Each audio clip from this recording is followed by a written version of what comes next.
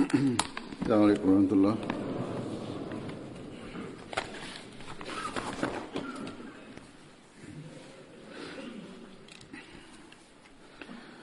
أشهد أن لا إله إلا الله وحده لا شريك له وأشهد أن محمدا عبده ورسوله أما بعد فأعوذ بالله من الشيطان الرجيم بسم الله الرحمن الرحيم الحمد لله رب العالمين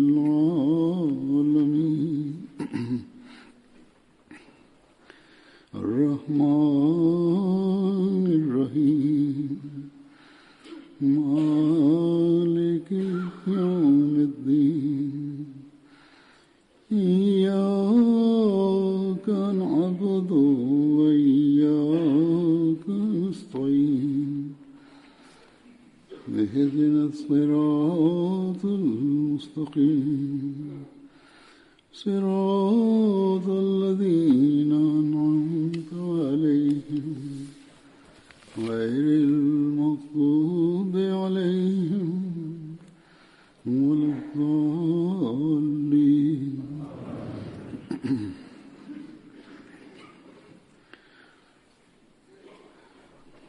Le Messie premier Islam décrit en ces termes les sacrifices des compagnons du saint prophète Mohammed sallallahu alayhi wa sallam, leur statut ainsi que les faveurs qu'Allah leur a octroyées. Il déclare à ce sujet que Abu Bakr radhiyallahu anhu avait sacrifié tous ses biens dans la voie d'Allah, tant et si bien qu'il s'était vêtu d'une simple couverture. Or, voyez les faveurs qu'Allah lui a conférées en retour. Allah a fait de lui le roi de l'Arabie tout entière, et par son entremise, Allah a auguré la renaissance de l'islam, et les Arabes moribonds ont remporté la victoire, et il leur a accordé des choses inimaginables. En somme, leur véridicité et leur sincérité, leur fidélité et leur amour sont autant d'exemples pour les musulmans. L'exemple de la vie des compagnons est inouï chez les autres prophètes.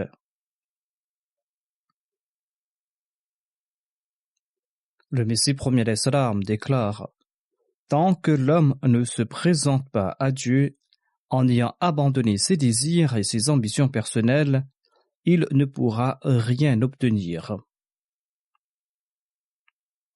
Au contraire, il sera en perte. Mais lorsqu'il se présente sur le seuil de Dieu en mettant de côté tous ses désirs et ses ambitions personnelles, lorsqu'il se présente les mains vides et un cœur pur, alors Dieu lui accorde tout ce qu'il souhaite. Et Dieu lui accorde son soutien, mais à condition que l'homme soit prêt à mourir dans cette voie. À condition qu'il soit prêt à accueillir à bras ouverts l'humiliation et la mort dans sa voie. Ensuite, le Messie premier d'Islam déclare: voyez, le monde est éphémère. Or, ceux qui l'abandonnent pour la cause de Dieu profitent de ses plaisirs. Lorsque Dieu aime une personne, Dieu fait sa renommée dans le monde. Et les gens de ce monde se tuent à la tâche pour obtenir cette même popularité. Ils tentent d'avoir un titre ou de siéger dans une assemblée, ou ils tentent d'être dans une cour très respectée et que leur nom apparaisse parmi ceux qui y siègent. Or, tout le respect mondain est accordé à ceux qui sont prêts à tout abandonner et à tout perdre pour la cause de Dieu. tous les cœurs finissent par reconnaître leur grandeur et le monde les accepte. Et ils ne sont pas seulement prêts à tout abandonner, ils abandonnent vraiment tout. Ceux qui sont prêts à tout perdre pour la cause de Dieu reçoivent tout en retour. Lors de la même rencontre, le Messie promis l'Islam a déclaré ceci. Ce sont des paroles qui ont été recueillies dans un autre récit. Il a dit lors de la même rencontre que ceux qui perdent quoi que ce soit pour les états de ce monde sont récompensés. Si vous offrez quelque chose pour la cause de l'État, eh bien vous serez récompensés. Croyez-vous que ceux qui se perdent dans la voie de Dieu ne seront pas récompensés?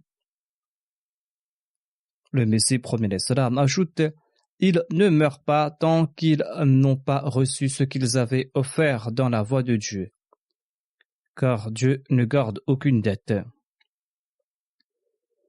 Malheureusement, très peu de personnes reconnaissent cette vérité, très peu de personnes en sont convaincues.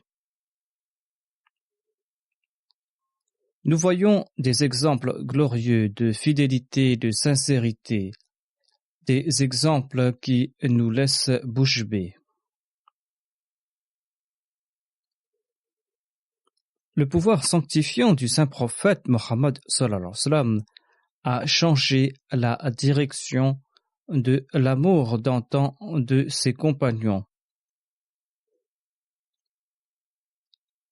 Il a tourné leur direction du monde et les a menés dans la direction de Dieu. Voir le saint prophète sallallahu alayhi wa sallam a exalté cet amour, laissant à cet égard des exemples inouïs dans l'histoire du monde. Le Messie premier d'Islam a brillamment décrit ces exemples exaltés. Il a décrit leur niveau d'amour et leur niveau de sacrifice qui sont inconnus dans la vie des autres prophètes. Les compagnons de ces prophètes, quant à eux, se trouvaient à un niveau bien inférieur à ceux des compagnons du saint prophète Mohammed sallallahu alayhi wa sallam.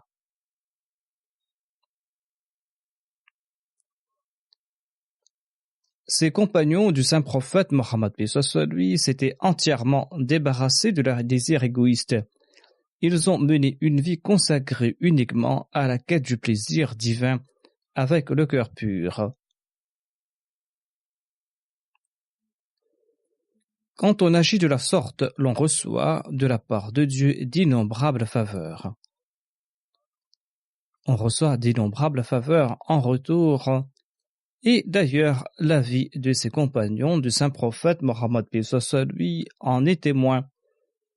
Je présente ici-bas des récits démontrant à quel point ses compagnons s'étaient asservis à la personne de Dieu. Et je vais présenter leurs exemples à ce sujet.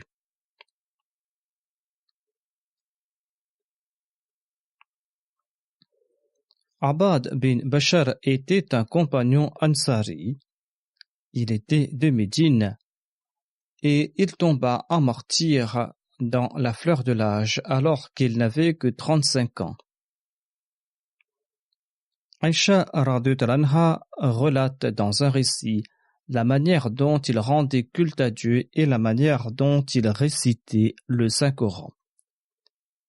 Une nuit, raconte-t-elle, le saint prophète Mohammed lui se réveilla à l'heure de la prière de Tahajjud. Il entendit une récitation du Saint-Coran qui venait de la mosquée. Le saint prophète Mohammed se réveillait d'ailleurs très tôt pour la prière Tahajjud. Le saint prophète demanda: est-ce la voix d'Abad? Aïcha radhiyallahu anha répondit: on dirait bien que c'est sa voix. Sur ce, le saint prophète Mohammed pria pour lui en ces termes: ô Allah, accorde ta miséricorde à Abad. Chanceuses étaient ces personnes qui passaient leur nuit en adoration, qui passaient leur nuit dans la récitation du Saint-Coran et qui profitèrent directement des prières du saint prophète Mohammed Mustafa sallallahu alayhi wa sallam. Ses compagnons se réveillaient la nuit dans le seul but de chercher le plaisir d'Allah et dans le seul but de mériter sa grâce.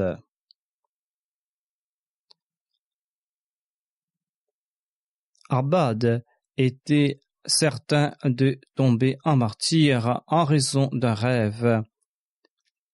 Il avait relaté ce rêve à Abu Saïd Khudri radhiyallahu anhu.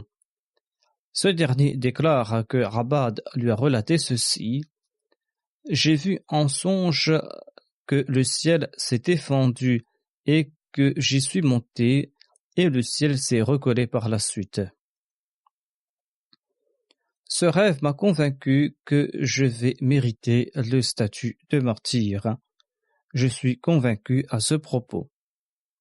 Ce songe s'est accompli lors de la bataille de Yamama, durant laquelle Abad s'était bravement battu. Son détachement, qui comprenait uniquement des Ansari, a vaincu l'ennemi, en dépit du fait que lui, il était tombé en martyr.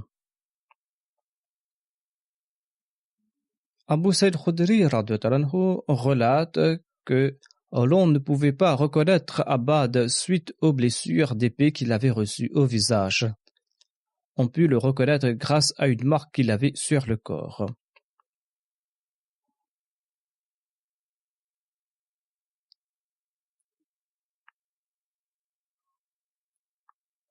Haram bin Malhan était un autre compagnon du saint prophète Mohammed lui. Il était un jeune et il était parmi les premiers à enseigner le Saint-Coran aux jeunes et aux moins jeunes et à servir les pauvres et les ashab suffa. Une délégation de la tribu des Banu Amr demanda au saint prophète Mohammed lui d'envoyer quelques musulmans pour leur prêcher le message de l'islam et afin que leur peuple accepte l'islam. Quoique leur intention n'était pas bonne, ils firent cette requête au saint prophète Mohammed sallallahu alayhi wa sallam. N'étant pas digne de confiance, le saint prophète Mohammed sallallahu alayhi wa sallam leur dit: j'ai peur que vous ne tentiez de nuire à ceux que je vais vous envoyer. Le chef de la délégation de cette tribu, qui n'était pas encore musulman, a tout écouté et il a déclaré que je me porte garant de leur sécurité et ils seront sous ma protection.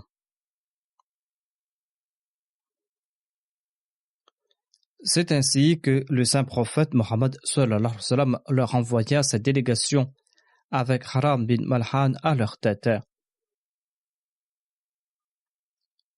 Arrivés sur les lieux, Haran ressentit de loin qu'ils étaient en danger et que le comportement de leur hôte était douteux et qu'il n'avait pas de bonnes intentions. Ainsi, il demanda à ses compagnons de prendre des précautions. Il a dit qu'ils ne devaient pas tous partir ensemble, de peur de tomber dans un piège.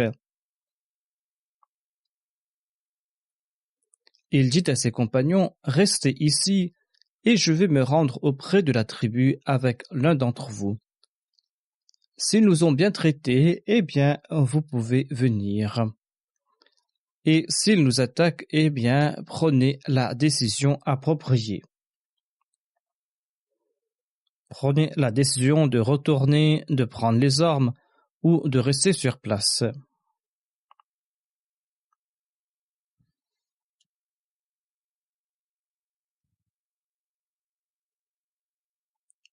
Quand Haram bin Malhan et son compagnon se rendirent auprès du chef des Banu Amir, celui-ci fit ainsi un individu qui donna un coup de lance à Haram bin Malhan par derrière. Le sang gicla de son cou. Il en prit dans sa main et déclara: par le Seigneur de la Kaaba, j'ai triomphé. Je jure par le Seigneur de la Kaaba, j'ai triomphé. Son compagnon tomba lui aussi en martyr. Et l'ennemi s'attaqua aux 17 restants qui tombèrent aussi en martyr, à l'exception d'un ou deux.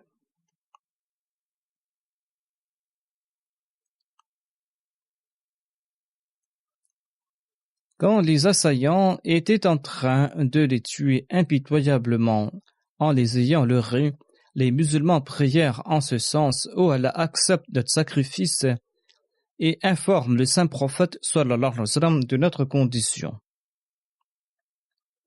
En effet, il n'y avait personne pour informer le saint prophète Mohammed soit lui, et ce fut l'ange Gabriel qui transmit au saint prophète Mohammed sallallahu alayhi wa sallam les salutations de ses compagnons, et l'ange Gabriel informa le saint prophète à propos de leur martyre.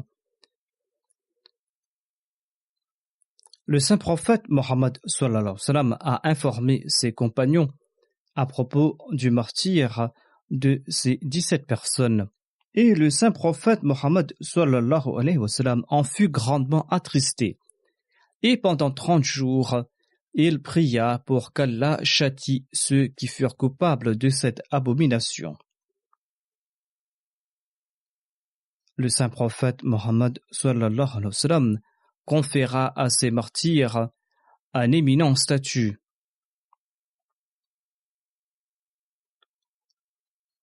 Le Messie promis alayhi salam décrit en ces termes cet amour et ce sacrifice pour la cause de la foi en ces termes.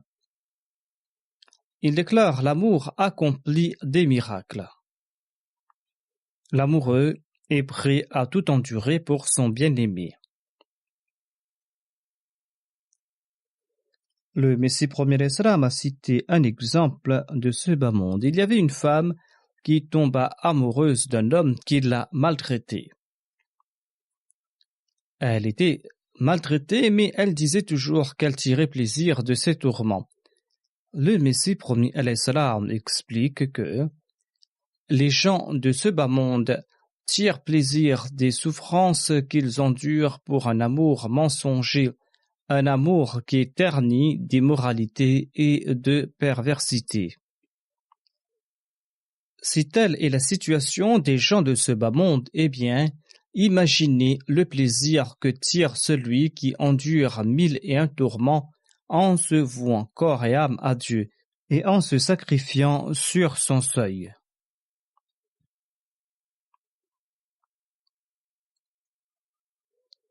Le Messie premier salam ajoute: regardez les supplices qu'endurèrent les pieux compagnons à la Mecque. D'aucuns furent torturés, ils subirent 1001 tourments. Même les femmes musulmanes ne furent pas épargnées et leurs souffrances nous glacent le sang. S'ils s'étaient joints aux gens de la Mecque, eh bien ces derniers les auraient honorés, étant donné qu'ils étaient tous affiliés. Or, qu'est-ce qui avait maintenu ses compagnons sur la voie de la vérité en dépit de ces tempêtes de tourments et d'adversité? C'était la même source de plaisir et de délices qui jaillissait de leur cœur en raison de leur amour pour la vérité. Le Messie premier Islam a cité un incident. Lorsqu'on tranchait sa main, il disait qu'il accomplissait l'ablution. Lorsqu'on lui tranchait la gorge, il disait qu'il se prosternait et il pria avant de mourir. Sa prière était: ô Allah, informe-en ton prophète sallallahu alayhi wa sallam. Le saint prophète Mohammed sallallahu alayhi wa sallam se trouvait à Médine.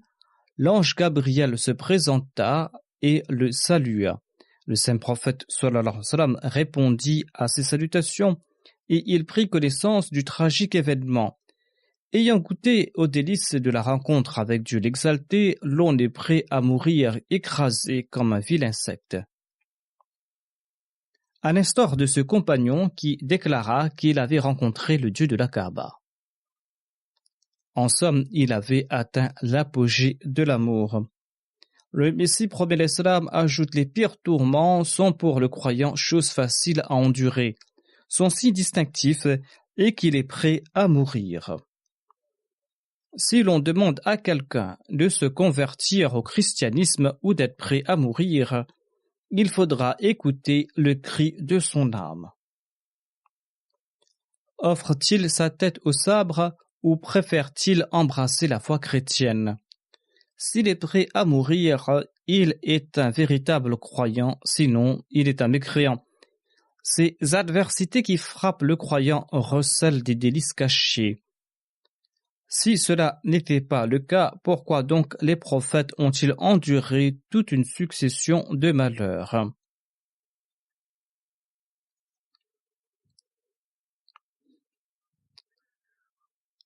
Le pouvoir sanctifiant du saint prophète Mohammed paix sur lui avait insufflé en ses compagnons un tel esprit qu'ils disaient en mourant qu'ils avaient triomphé par le Seigneur de la Kaaba, c'est-à-dire qu'ils avaient trouvé Dieu.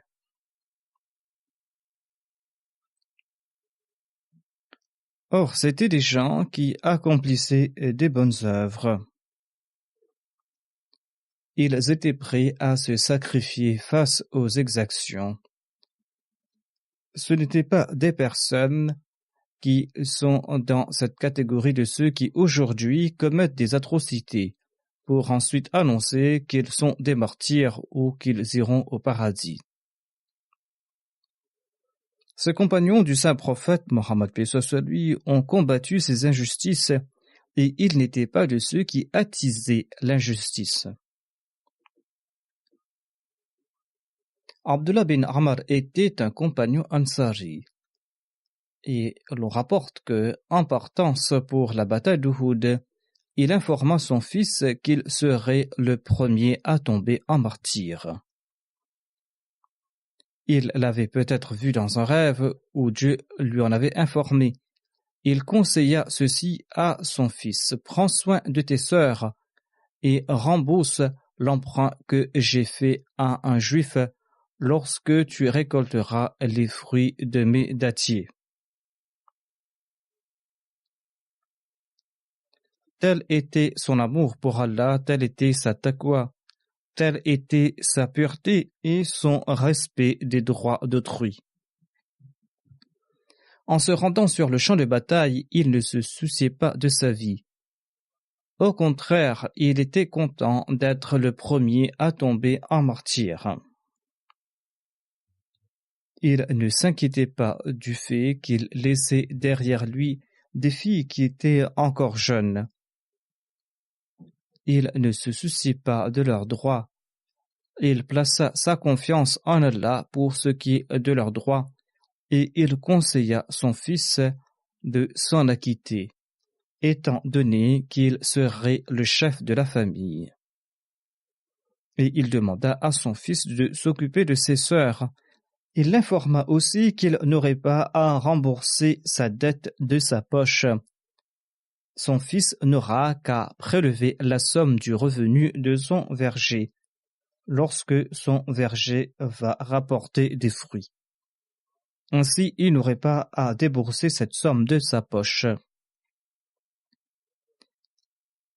Rembourser ses dettes est une obligation en islam. Et il a dit à son fils que tu pourras hériter de mes biens après avoir remboursé cette dette.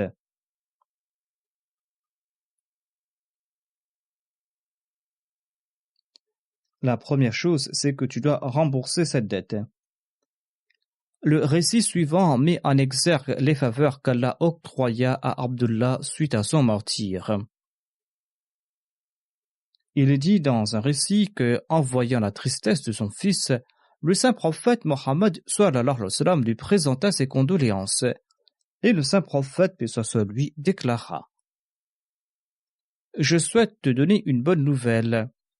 Après son martyre, Allah plaça devant lui ton père, et Allah l'informa qu'il était prêt à exaucer tous ses vœux. Abdullah déclara: Ô Allah, j'ai failli à mes devoirs. Je ne me suis pas acquitté de mes devoirs. Comment puis-je te demander quelque chose? En dépit du fait qu'il avait atteint les normes requises dans ses actes d'adoration et ses sacrifices, il déclarait qu'il ne s'était pas acquitté de ses devoirs envers Dieu. Comment puis-je te faire une requête? Accorde-moi ta miséricorde et tes faveurs. Il a ensuite déclaré que mon unique souhait est que tu me retournes sur terre afin que je combatte l'ennemi aux côtés de ton envoyé et que je tombe de nouveau en martyr. Allah répondit que j'ai décrété que celui qui traverse par la porte de la mort ne retournera pas de nouveau sur terre. Ainsi, je ne pourrai exaucer ce désir de ta part, sinon tu mériteras de toute manière ton statut de martyr.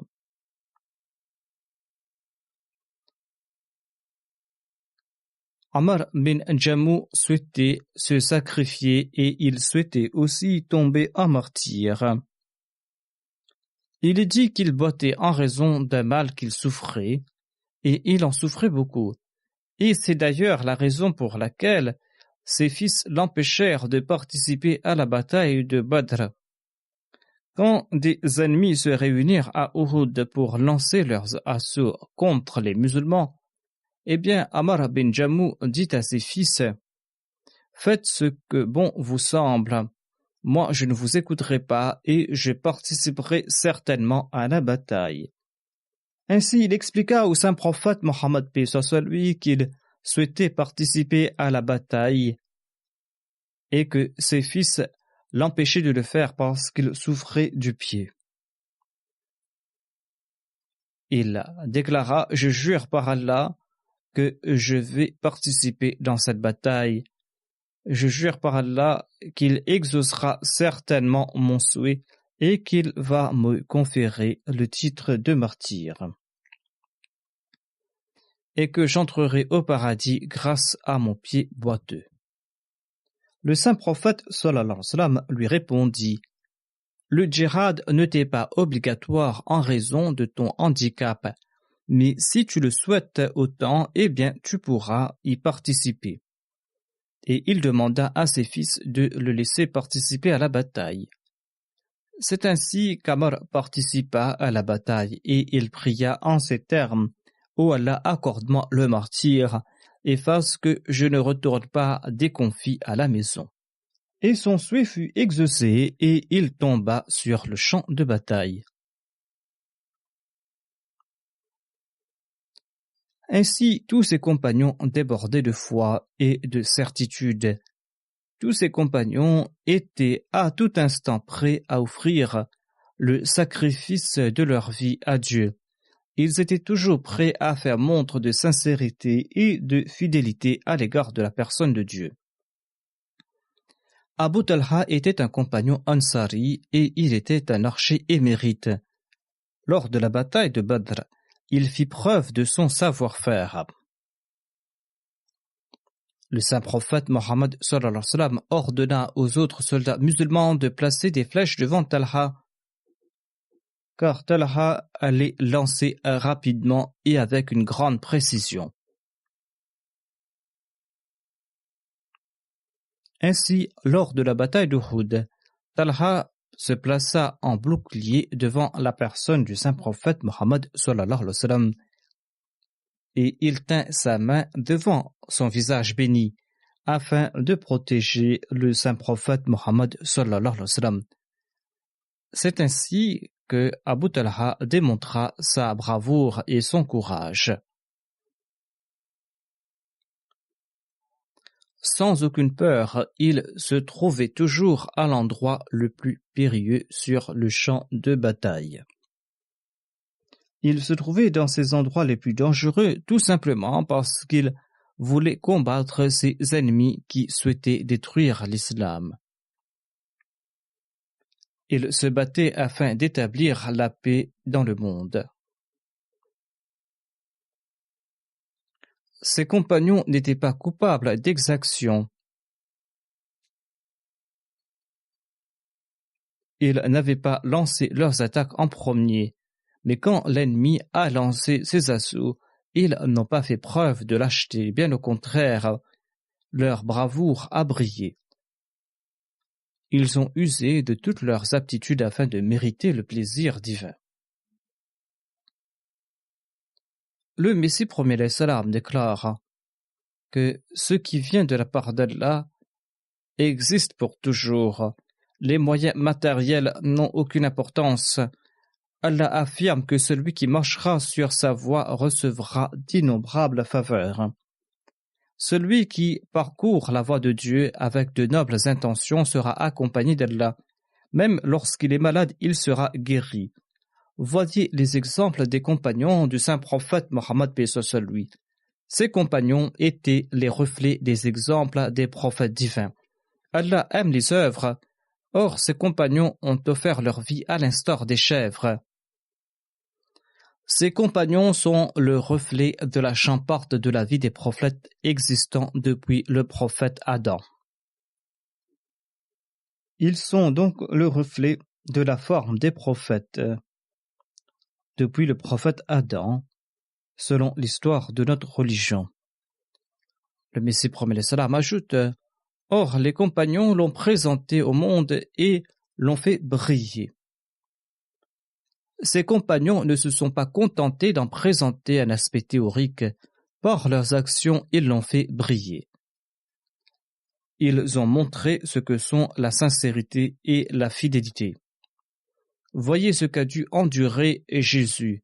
Personne ne vendit Moïse, mais les apôtres de Jésus vendirent ce dernier pour 30 pièces. Selon le Saint-Coran, les apôtres avaient des doutes quant à la véridicité de Jésus. C'est pour cette raison qu'ils avaient demandé qu'une table descende du ciel, afin qu'ils sachent que Jésus disait vrai. L'on en déduit qu'avant la descente de cette table, ces apôtres n'étaient pas convaincus de la véracité de Jésus-Christ. Or, les compagnons du saint prophète, paix soit sur lui, ont vécu dans un inconfort constaté nulle part ailleurs. Ce groupe de compagnons était des plus merveilleux. Ils méritent d'être respectés, ils méritent d'être suivis. Leur cœur débordait de certitude. Quand on est empli de conviction, au tout début, l'on souhaite offrir ses biens, ensuite offrir sa vie pour la cause de Dieu. Cette certitude ne cessait de croître en raison du pouvoir sanctifiant du saint prophète Mohammed sallallahu alayhi wa sallam. Dans leur comportement au quotidien, ces compagnons faisaient montre d'un amour merveilleux à l'endroit de la personne du saint prophète Mohammed sallallahu alayhi wa sallam. Ils cherchaient les occasions pour exprimer leur amour à l'endroit du saint prophète Mohammed sallallahu alayhi wa sallam. Abdullah bin Amr, durant les jours ordinaires, tentait de trouver des occasions afin d'exprimer son amour et sa fidélité à l'égard du saint prophète Mohammed sallallahu alayhi wa sallam. On rapporte qu'il envoya un mets sucré au saint prophète Mohammed paix soit lui par l'entremise de son fils nommé Jabir. Quand Jabir retourna à la maison, son père lui demanda si le saint prophète paix soit lui avait dit quelque chose. Jabir raconta que le saint prophète paix soit lui avait demandé s'il avait apporté de la viande. Abdullah bin Amr déclara: Mon maître souhaite-t-il manger de la viande? Il égorgea sur le champ une chèvre, en rôtit la viande et l'envoya au saint prophète Mohammed sallallahu alayhi wa sallam. Le saint prophète Mohammed sallallahu alayhi wa sallam pria pour les membres de cette famille.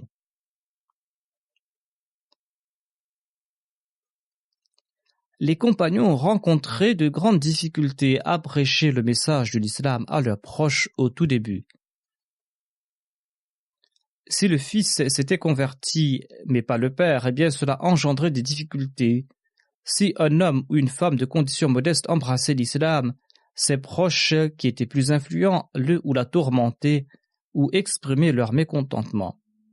Le fils d'Amr bin Jammu s'était converti à l'islam avant son père. Son père était un polythéiste, et quand son fils ne trouvait pas de moyens pour lui prêcher le message de l'islam, eh bien, il prenait l'idole de son père, idole qu'il avait décorée, et il l'a jeté la nuit dans une fosse destinée aux détritus. Amr bin Jammu l'a retrouvé et l'a porté chez lui et crié de colère que si j'apprends qui a agi de la sorte avec mon idole, eh bien je le punirai très sévèrement. Et le jour d'après, son fils agissait de la même sorte avec l'idole qu'on retrouva jeté dans une fosse. Un jour, le père nettoya très soigneusement l'idole et il décora l'idole et il plaça son épée à côté d'elle. Et en s'adressant à l'idole, il lui dit « J'ignore qui te fait subir tout cela, mais à présent je place mon épée à ta disposition.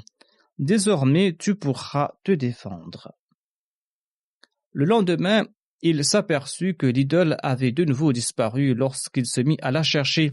Il la trouva attachée au cou d'un chien mort qui se décomposait sur un amas d'ordures. Cette scène contraint Amr à réfléchir. Il se dit « L'idole que je considère comme une divinité ne peut même pas se défendre, malgré le fait qu'elle avait une épée à sa disposition. Comment pourra-t-elle me défendre ?» Et en s'adressant à l'idole, il lui dit « Si tu étais une vraie divinité, tu ne serais pas attaché autour du cou d'un chien. Je chante donc les louanges d'Allah qui est le véritable pourvoyeur et le véritable justicier. » Il est dit qu'Amr bin Jammu était le dernier des Ansar à accepter l'islam. Le saint prophète Mohammed sallallahu alayhi wa sallam avait une forte relation d'amour avec ses compagnons. Et grâce à son pouvoir sanctifiant, ces derniers ont pu établir une relation très forte avec Dieu. Dieu par la suite récompensé directement ses compagnons, ou bien il les récompensait par le truchement du saint prophète Mohammed sallallahu alayhi wa sallam. Cela indique également le statut élevé de ses compagnons.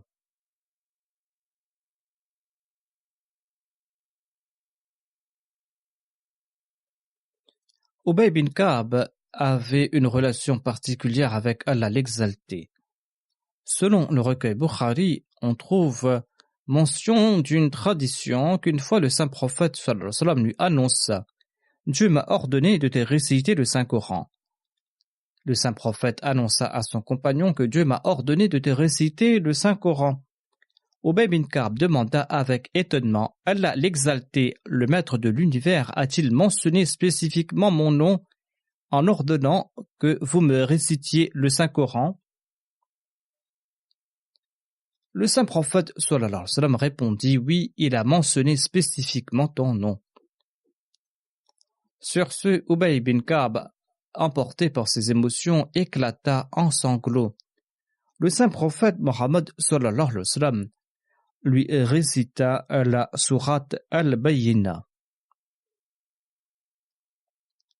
Par la suite, à une occasion, on demanda à Ubay bin Ka'b « Vous étiez certainement très joyeux en entendant cela. » Ubay bin Ka'b répondit « Allah l'exalté a dit que lorsque nous sommes témoins des grâces et des bénédictions divines, et lorsque nous nous en rappelons, nous devrions nous en réjouir. Comment ne pouvais-je donc pas m'en réjouir ?» Ubay bin Ka'b avait une grande connaissance du Saint-Coran. Comme je l'ai déjà mentionné il y a quelques semaines de cela, dans un sermon, à une occasion, le saint prophète Mohammed lui demanda « Quel verset du Saint-Coran considérez-vous comme le plus important ?» Ubay bin Ka'b répondit dans un premier temps qu'Allah et son messager en ont meilleure connaissance. Ensuite, lorsque le saint prophète sallallahu alayhi wa sallam insista, il dit « Je considère l'Ayatul Kursi comme le verset le plus important. » J'avais aussi mentionné cette tradition dans le cadre du sujet consacré à l'Ayatul Kursi. Le saint prophète sallallahu alayhi wa sallam exprima son grand contentement et il déclara « Ô Ubay, qu'Allah bénisse ton savoir. » Il est vrai que l'Ayatul Kursi est le verset le plus important du Saint-Coran. Dans une autre tradition, il est rapporté que l'année de son décès, le saint prophète Mohammed paix soit lui avait révisé l'intégralité du Saint-Coran en compagnie d'Ubay bin Ka'b.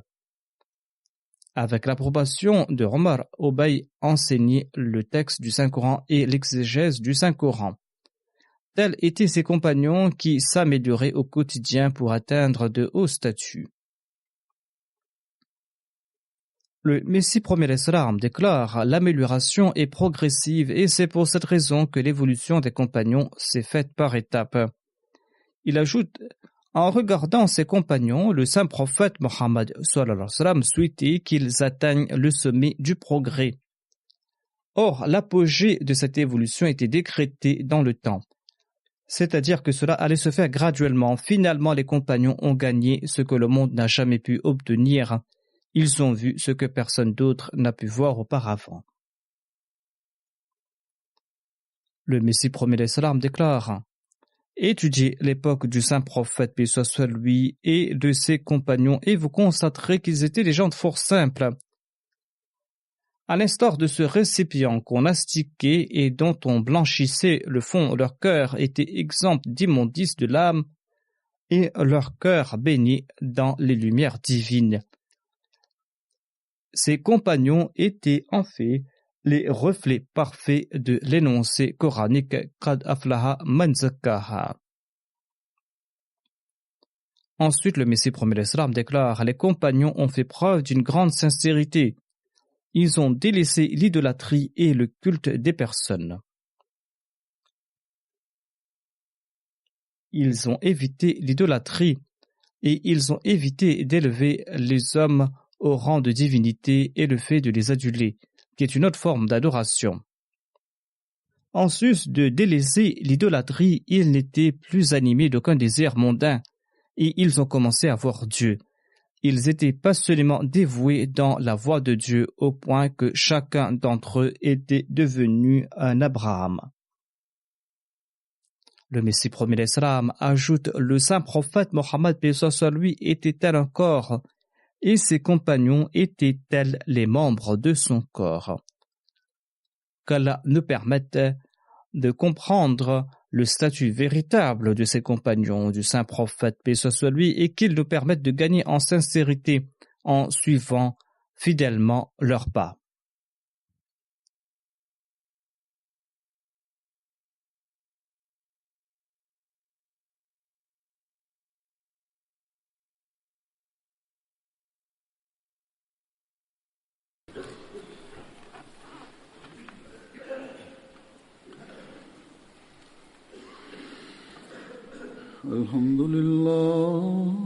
Alhamdulillah, nahmaduhu wa nasta'inuhu wa nastaghfiruh wa nu'minu bihi wa natawakkalu alayhi wa na'udhu billahi min shururi anfusina wa min sayyiati a'malina. من يهده الله فلا مضل له ومن يضلل فلا هادي له ونشهد أن لا إله إلا الله ونشهد أن محمدا عبده ورسوله. عباد الله رحمكم الله إن الله يأمر بالعدل والإحسان وإيتاء ذي القربى وينهى عن الفحشاء والمنكر والبغي يعظكم لعلكم تذكرون. اذكروا الله يذكركم وادعوه يستجب لكم ولذكر الله أكبر.